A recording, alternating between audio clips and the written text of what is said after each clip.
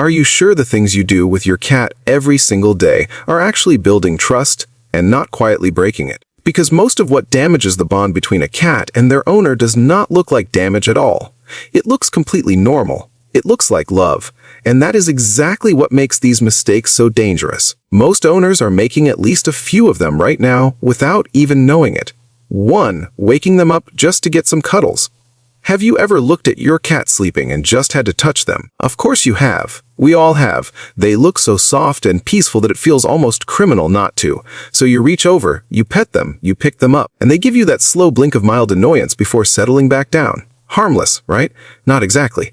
Cats sleep between 12 and 16 hours a day, and that is not laziness, that is biological necessity. Their sleep cycles are tied directly to nervous system regulation, immune function, and emotional processing. When you interrupt that, especially repeatedly, you're introducing a low-level but consistent source of stress into their daily life. Your cat starts to learn that resting near you is not actually safe. That closeness comes with the risk of being disturbed. So, over time, they stop choosing the spot next to you on the couch. They find a quieter corner, a room you're not in. If your cat is sleeping and you want to connect, let them come to you when they wake up naturally. Be the person they associate with rest and safety. That is the kind of presence that makes a cat choose you every single time. 2. Skipping the litter box, even for one day. When was the last time you cleaned your cat's litter box? Be honest, because to you, skipping one day might feel like no big deal. Life gets busy. You'll get to it tomorrow. But to your cat, that box is their bathroom, their private space, their one place in the entire home where they feel completely in control. And when it's dirty, that sense of control disappears. Cats are hardwired for cleanliness in a way that goes far deeper than preference. In the wild, a dirty elimination site is a survival risk. It attracts predators. It signals vulnerability. That instinct does not switch off just because they live in your apartment. So, when the litter box gets neglected, their stress levels rise. And that stress has to go somewhere. Sometimes it goes to the corners of your bedroom floor. Sometimes it goes to the couch. But it always goes somewhere.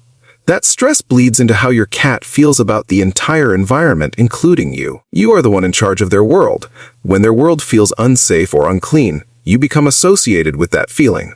Scoop once a day minimum, full clean once a week. It takes 4 minutes, and it tells your cat that you are paying attention, that you are someone they can rely on. And hey, if this is making you realize your cat has been trying to tell you something all along, hit like and subscribe so we can reach more owners before these mistakes cost them something they can't get back. 3. Using your hands as toys during playtime. Have you ever let your cat bite or swat at your hands while playing and thought nothing of it? Almost every cat owner has done this. It feels playful, harmless, even cute when they're tiny. But what you're actually doing is training your cat that your hands are prey. And once that lesson is locked in, it does not go away easy. Here is what happens inside your cat's brain. When you wiggle your fingers and they pounce, their predatory instinct activates fully. And every time you let it happen, that association gets stronger. Hands equal target. Hands equal chase. And that's how out of nowhere they bite too hard. The solution is to use a one toy, a feather, anything that puts distance between your skin and their instincts so that your hands stay the safe thing for them. And speaking of things we do without realizing, there is one habit coming up later in this video that is even more dangerous than this one. Just like most owners, you must be doing it multiple times a day. And before your cat registers you as a threat, stay with us, because that one is going to be an eye-opener. 4. Rearranging their space without any warning. Have you ever moved the furniture around and noticed your cat acting strange for days afterward? That is not your cat being dramatic.